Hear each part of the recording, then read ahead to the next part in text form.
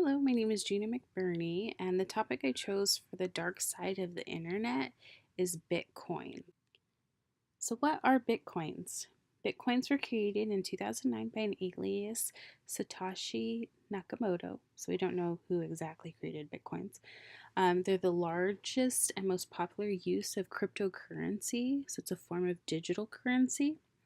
It's decentralized digital currency, so there's no central banking, such as the Federal Reserve, to regulate the buying and selling of Bitcoins. There's no physical backing. Everything is digital, so it's important to have a digital wallet to hold or digital accounts to hold your Bitcoins. Um, this is a form of currency that's sent electronically from one user to another, and it's created to be able to buy and sell online securely and anonymously. So, whoever or whomever is Satoshi Nakamoto, they used blockchain technology when storing and moving Bitcoins. So, blockchain is an incorruptible digital ledger of economic transactions that can be programmed to record not just financial transactions, but virtually everything else about you. So this type of technology is continuing to be updated. It keeps track of who is buying and selling Bitcoins. These Bitcoins can't be replicated because there's an algorithm that goes with it. And this type of technology accounts for every single Bitcoin by verifying transactions. So, in my research, a lot of people recommended two ways of buying Bitcoins. And the most popular and easiest exchange apps were Coinbase, where you can link your bank account, you verify your identity, and you're able to buy Bitcoins. The other way is if you want to be anonymous, you can do a cash exchange through localbitcoins.com. Now that I've explained a little bit about Bitcoins, let's get to the dark side of Bitcoins. So, the first factor is value. There is a market cap of how many coins can circulate through the market, and that's 21 million. So, supply is limited. And that's one way that Bitcoin creates value. It all depends on demand. So, the price of Bitcoins is a balance between what price someone is willing to trade with to from the Bitcoin and what someone is ready to pay to acquire it. There are a lot of investors out there who say buying Bitcoins is not really investing because the risk is so high, and it's more of gambling. So they recommend that you only purchase Bitcoins with money that you're willing to lose because Bitcoins was never meant to be an investment instrument. It was just meant to be a digital form of currency.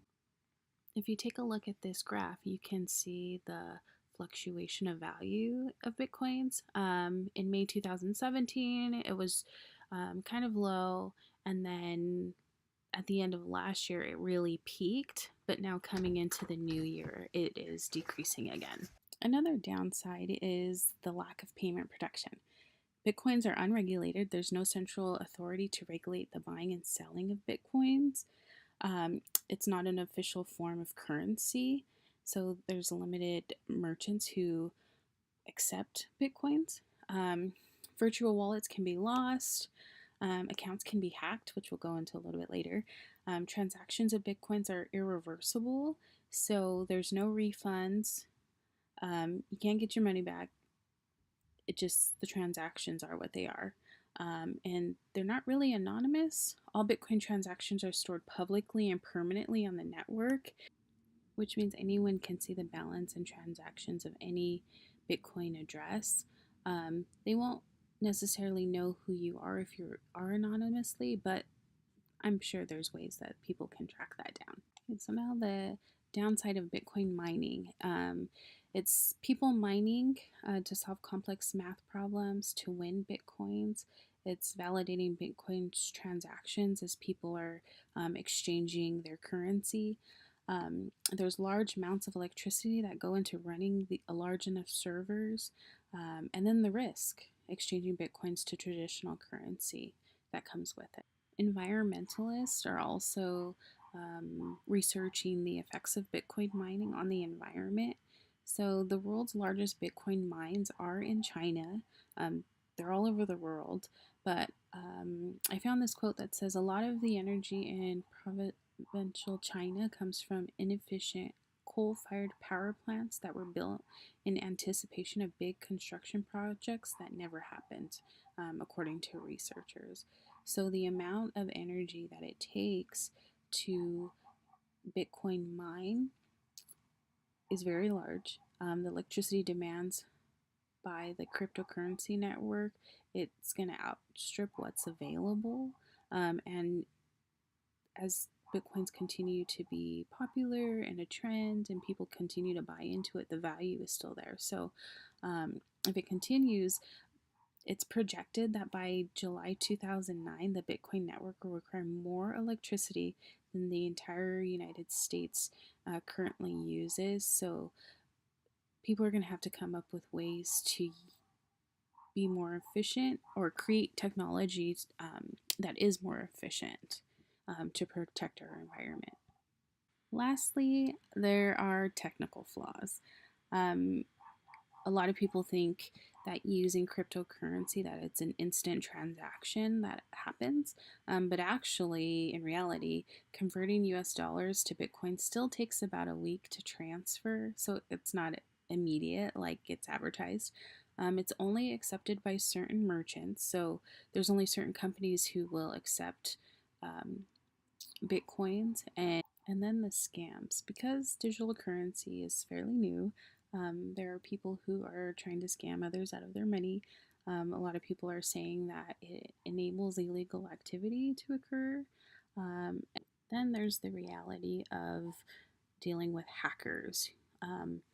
More than 70 million in Bitcoin was hacked from NiceHash, a Bitcoin mining company marketplace. So, a lot of articles that I was reading through, there is some vulnerability and weakness that comes with cryptocurrencies. Um, when people are storing their information and their bitcoins in digital wallets, that can be hacked into. There's so many mining um, plants that are being hacked into because of the amount of people using this. And again, it's not regulated by the government, so it's almost as if people can come in if they can figure out the algorithms to get into to the information to encrypt um, the bitcoins to be able to use them and steal them. So I really enjoyed researching this topic because I didn't know a whole ton about it. But here is a reference page of where I got all of my information.